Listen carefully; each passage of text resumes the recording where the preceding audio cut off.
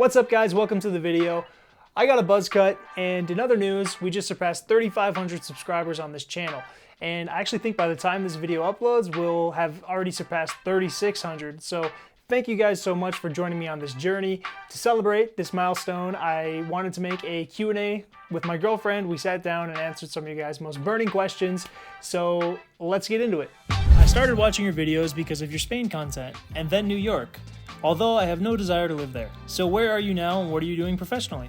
Okay, well thank you for having watched this journey up until now. So right now I live in Mexico and I work remotely in the US as a digital video producer. Next question. What did you study in college? So I studied journalism. Just saw your video. Curious as to how much your apartment in New York costs. So my apartment was $1,200 with 2 roommates in Harlem. So still in Manhattan, which is cool because it's like a big brag. I could say I lived in Manhattan. Kind of pricey for the area, to be honest. Next question comes from Selfish Yogi. It's actually a buddy of mine. He makes cool videos about mindfulness and yoga and travel, crossover of all that. So go check him out. Great work, Ryan. Hey, what are you shooting with, by the way? So this camera that I'm shooting on is a Canon EOS 800D, which is the European equivalent of the Rebel T7i. I would have gotten the Canon Rebel T7i, but I was living in Spain when I got this camera, so that's why it's that one. And it's actually kind of frustrating because I can't get like batteries or parts that I need for this camera because they don't fit the right way. Great video. I was wondering if you could share the website or company that you use for the co-living apartment you used to live. Thank you. Okay, so I actually would not recommend the company that I used. It was called Aleph Living. I had some issues with them. Basically, they told me I couldn't renew my lease 1 month before I was gonna end my lease, and I had planned on renewing my lease. You know, I could have told them beforehand that I was planning on renewing, but they also could have told me beforehand that I wouldn't be able to renew because they wanted to renovate the apartment to bump up the prices.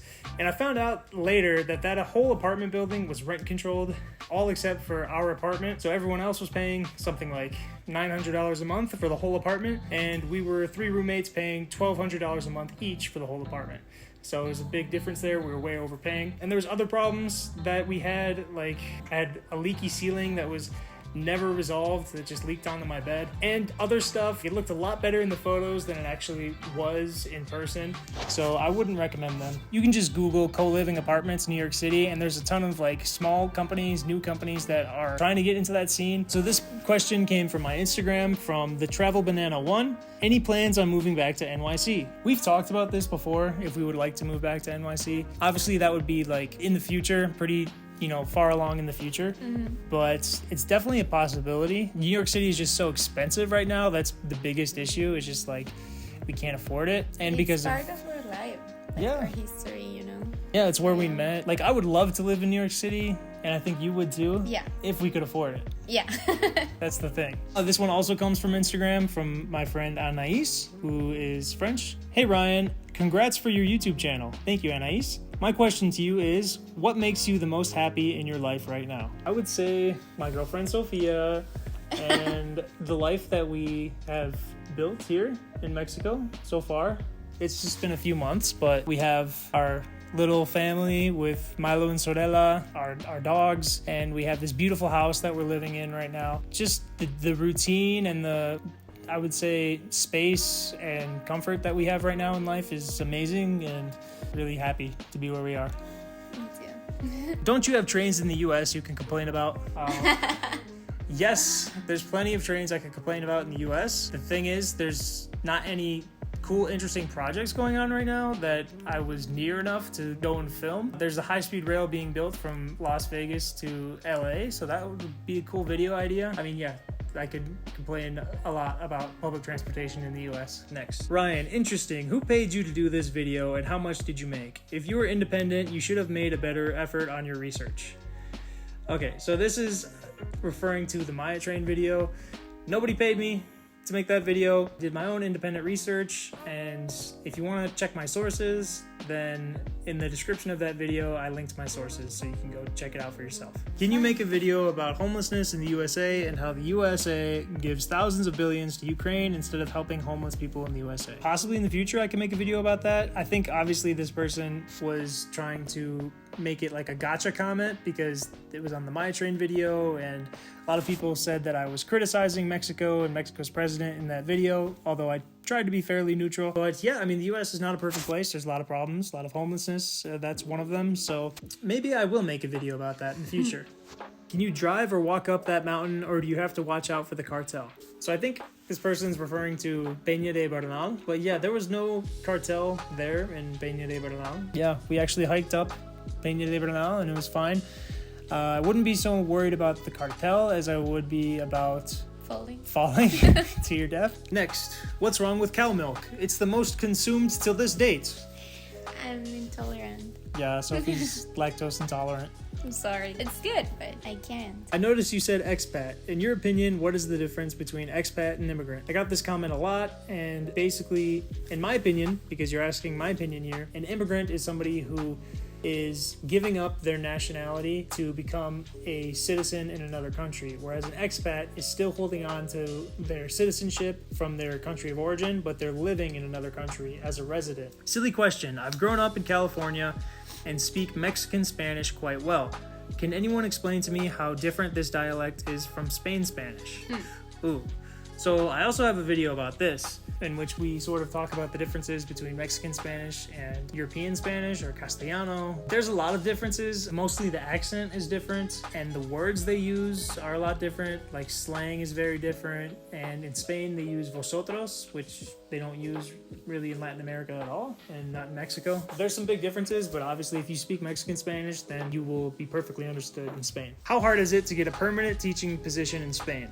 My wife and I are looking at moving to Spain within the next 10 years. I'm a dual US and Irish citizen, so I'm legally allowed to work in Spain, and I'm fluent in Spanish. My wife is Chilean and we speak Spanish daily. I'm also going to finish my degree next year as my work will help pay for it, and I'm planning to get TESOL certified once I finish my degree. I have questions for you, sir. First, how did you get the US and Irish citizenship? That's pretty cool, I want that. Also, how did you get a job that's paying you to finish your degree? Because that's pretty cool. As far as a permanent teaching position, well, seeing as you're part of the European Union, you probably wouldn't have much of an issue. I think it's just like a visa thing that if you want to work permanently, you need the right paperwork, but that shouldn't be an issue for you. If you're looking for a permanent teaching position, I would honestly recommend just looking for schools at maybe the area that you're thinking about living and just contacting the school directly to see if they have a open position. I did actually make a video about how I got my teaching job in Spain. I'd recommend checking that out. It might be useful for you. Good luck finding a teaching job. How did you get a work visa to teach English in Spain as an American? I have an MA in TESOL and have tried for years to get an NIE to work there. All advertised positions only want teachers from the EU. I speak Spanish and would love to live and work there. Okay, so I got my job through my university. It was an exchange program. There are programs that hire Americans. I would recommend checking out the video I did about teaching English in Spain. I have some programs linked in the description of that video, and I talked to some of my American friends about how they got their jobs. I would say that you're gonna need at least a base level of Spanish to be able to teach English in Spain, and you're gonna need a college degree. Were you fluent when you first went? No, I was not fluent. I did have a Spanish minor in college, but I wouldn't say I was fluent. I definitely improved a lot once I lived there. So I would say if you have like a B1 level, which isn't fluent, but it's like intermediate, then you're definitely good. I'm bilingual, English and Spanish, with 2 college degrees. I'm in the process of obtaining a TEFL certificate 168 hours. However, I've always had a dream of traveling and exploring different cultures and basically leaving the rat race behind. Basically, start a new life venture. Is there age restrictions to teach abroad? Lastly, with so many online schools for TEFL and TESOL, etc., how would one know which school best, or it doesn't matter? To answer the first part of your question, probably at least 18. I know when I was teaching, I was 22 when I first started teaching, and I was teaching a class of people who were my age. A few of them were like younger college students, and even people who were like twice my age. As far as TEFL or TESOL, I would say just go for one of them, TEFL or TESOL, and then look for programs that align with the certificate that you already have. And the only difference between the different TEFL and TESOL programs is the amount of practice hours that you get. If you have more practice hours, that's going to look better on a resume. Next question. How much cocaine did you do before you made this video? I didn't do any cocaine. No es coca. Es harina. I don't do that. Just Which coffee. video?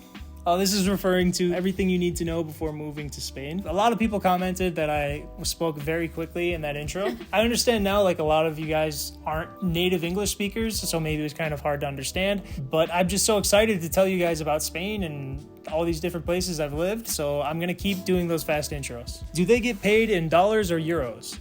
In Spain, they pay in euros. You learned any other languages? I am fluent in English and Spanish, and right now I want to learn French. So I've started learning French. I plan on making some videos about my journey of learning French, so stay tuned for those. Hey Ryan, fantastic video. Thank you. This balance of work and higher education seems right up my alley.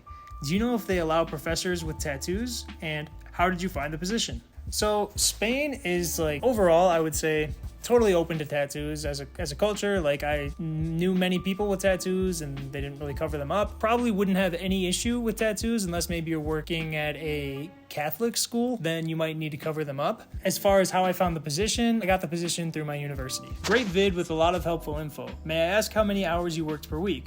Also, your video made me realize that you don't have to teach in a big city like Barcelona or Madrid. From your perspective, what are some of the other smaller cities that would have teaching jobs available? Personally, I am not looking to enter the auxiliar program. I'd be looking for work at a university or a private institution. As far as good places to live, I mean, there's tons of them. If you like a warmer climate, I would say La Costa del Sol is a good place to look. So how many hours did I work per week? I worked only, like, as far as work, as far as being in class, teaching, I only worked 12 hours a week.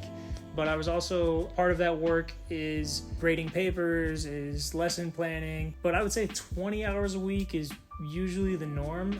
There's a lot of part-time teaching jobs, which is pretty nice. Are siestas paid if it's in the middle of your working hours? No, siestas are not paid because you go home and you get a 3-hour break, and then you're expected to come back after that break and continue working. So you're not paid for the hours that you're on the siesta. Yeah, that would be nice though. I'm considering moving to Spain to teach English. I'm not a native speaker, but I have an MA in Applied Linguistics and a TEFL certificate. Any idea how that would affect my chances of securing a job? So I know that in Spain, if you're not a native English speaker, you need to have at least a C2 level of English, so keep that in mind. How did you get your permanent residency? I never had a permanent residency. I had a student visa because I was technically a student. I think they did this for tax purposes, but basically the program that I was doing, since it was set up through my university, I was considered a student and my pay was considered a scholarship. Please, could you speak a little more faster? I can try. Isn't it true people can monetize from the beginning by asking for donations, by buying me a coffee,